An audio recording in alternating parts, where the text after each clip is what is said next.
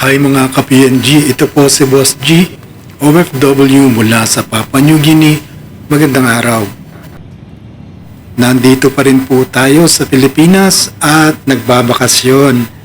Ang kaibahan lamang po, 2 days na lang at uuwi na tayo o babalik na tayo sa Papua New Guinea. Bali mga ka-PNG, 2 araw na lang ang ilalagi natin dito. Ngayong araw at saka bukas.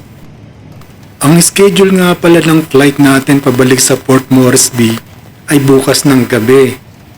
At medyo nag-aalangan nga kami at iniisip namin na baka makancel kasi may bagyo. Kung mapapansin nyo naman, ayan, medyo kalmado ang hangin sa paligid ng tinitirhan namin at hindi pa rin maulan. Ayon sa balita, itong si Typhoon Ragasa o yung bagyong si Nando ay magla-landfall mamayang gabi At ayan, ipapakita ko na yung difference ng wala pang bagyo versus meron. At gabi na nga mga ka-PNG, kukuhanan ko lang ng video itong area na to habang nandito pa tayo kasi mamimiss ko to. Ito yung babalik-balikan ko kapag nasa Port Moresby na tayo. Nagagandaan kasi ko talaga sa mga buildings na to. Pag nandun tayo sa Port Moresby, ipapakita ko yung paligid namin At ito kasi medyo modern Ang daming building, ang daming ilaw. Talaga namang mamamangha ka dun sa laki ng ipinagbago ng Manila kumpara nung mga ilang dekada ng nakakaraan. Mula nga pala dito sa kinatatayuan ko, matatanaw mo yung mga nagtataasang building na yan. At kapag kung minsan wala akong magawa, binibilang ko kung gaano karami yan. Kung minsan ang bilang ko nasa 140, kung minsan naman 120. Siguro ay dahil kapag may fog, hindi ko natatanaw yung ibang building. Ayan, sama-sama nating tingnan at namnamin ang ganda ng kapaligiran. Dito po yung view na yan sa Metro Manila at hindi po yan sa Singapore o sa Hong Kong.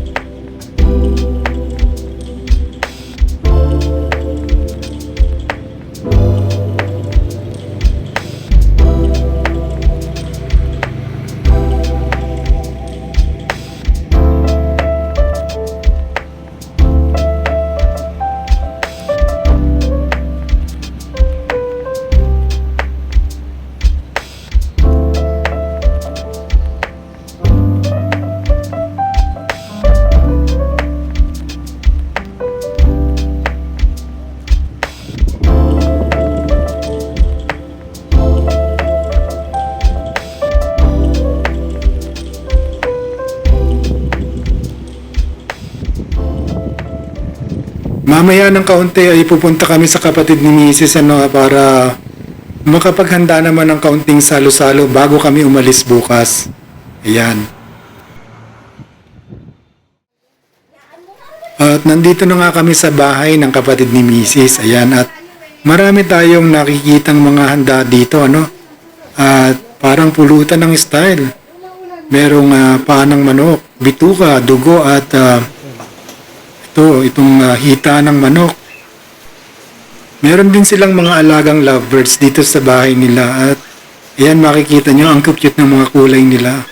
Kaunting trivia lang po about sa lovebirds hindi sila originally from the Philippines galing sila halos sa Africa at may mga lovebirds na kayang umabot hanggang 10 to 15 years ang buhay. Ganyan po sila.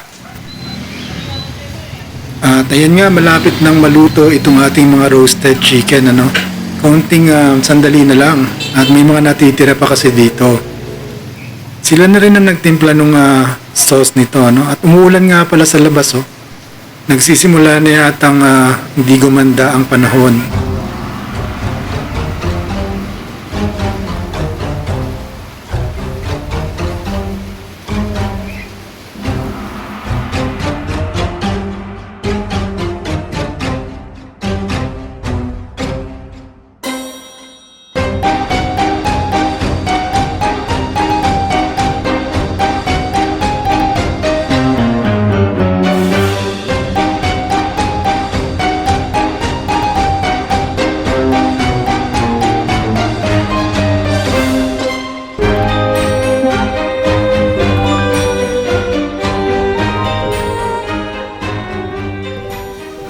Ayan, at napakarami nating street food na ihaw-ihaw, ano?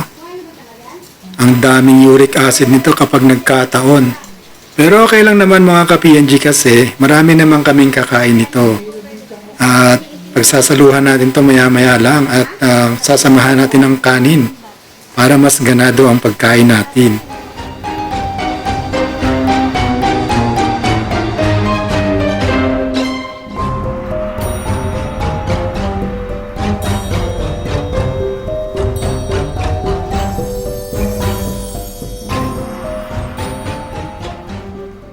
Ayan mga ka-PNG, kumain muna tayo habang mainit para ma-enjoy natin ang sarap nito.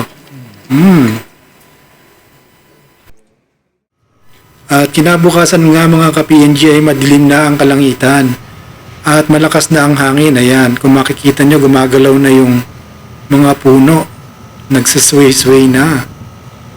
Pero ayon sa balita, parang hindi naman malakas ang tatamang bagyo dito sa Manila. Baka signal number 1 lang po. Pero dun sa mga kababayan natin na nasa Basco, Batanes, sana po ay maging okay sila dahil parang malakas daw po ang bagyo doon kapag naglandfall si Nando, parang signal number 4 po yata. Paminsan-minsan ay chinecheck ko nga pala dun sa app ng Philippine Airlines kung cancel ba o hindi ang flight. Kasi baka dahil nga may bagyo ay makancel. Makikita po kasi natin dun sa app kung canceled ba o hindi yung flight. Lumakas nga pala yung ulan at naging poor visibility na, medyo hindi ko na matanaw yung mga details ng building dun sa kalayuan. At kapag ganitong malakas ang ulan, mahihirapan din tayong humanap ng taxi niyan mamaya. Ang balak namin kasi ay mag-grab taxi na lang, papunta dun sa Terminal 1 sa NAIA. Kapag kasi ganitong maulan, bihira yung magbibiyahe na grab or taxi kasi medyo baha yung ibang lugar sa Manila.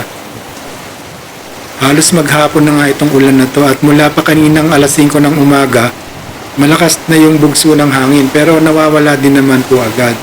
Siguro nga dahil ang forecast dito sa Manila ay signal number 1. Kapag signal number 1, usually puro ulan po yan at kaunting hangin. Ang baha lang ang medyo katatakutan natin dyan. Salamat sa Diyos mga ka-PNG at nakahanap kami ng grab taxi na maghahatid sa atin sa NAIA Terminal 1. Parang 5 grab taxi na yata yung nag-cancel sa atin, yung tumugon dun sa app pero maya-maya nag-cancel din sila. At nandito na nga tayo sa airport mga ka-PNG at naghahapunan muna kami sa isang kantin dito sa loob. At ayan, kung makikita nyo, yung labas sa tarmac umuulan pa rin pero hindi na ganun kalakas. So kung luluobin po ay tuloy na ang pag-alis natin mamaya. At nandito na nga kami sa loob ng aeroplano mga ka-PNG at boarding time na. Hinihintay na lang na mag-settle down yung ibang mga pasahero. At maya-maya pa ililipad na rin siguro ito kasi on time naman ang dating niya at ang schedule ng flight.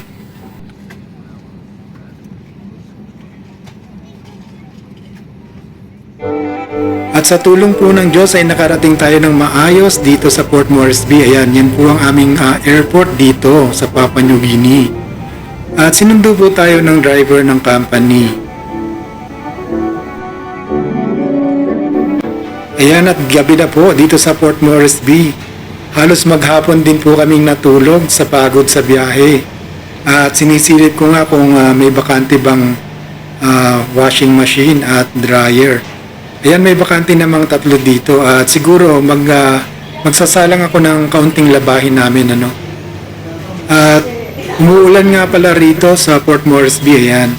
Ang napansin ko rito sa Port Moresby kapag may bagyo sa Pilipinas, madalas umuulan din dito. Parang nahahatak niya yung ulan Ang sistema dito kapag kadarating nyo lang from holiday sa bakasyon, pagdating nyo hindi pa kayo magtatrabaho, kinabukasan pa. Kaya okay naman yung pahinga na to. Bukas pwede na kaming humataw sa trabaho.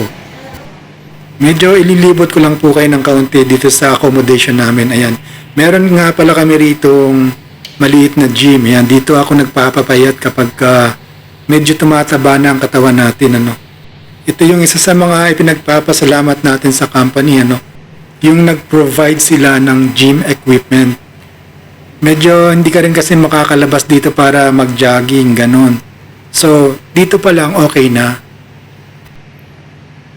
At ito nga pala yung place kung saan nanonood yung mga manager. Yan, merong TV rito, ano.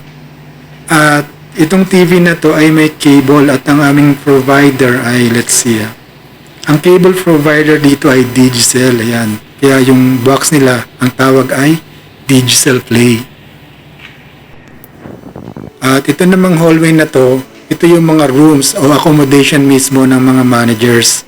Ayan, kaliwat kanan po yan. Ano. Medyo maliit lang yung pasilyo pero maraming rooms.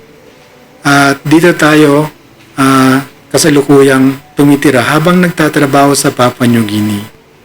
At namiss ko nga pala itong Indomie na Pancit Canton kaya nagluto kami.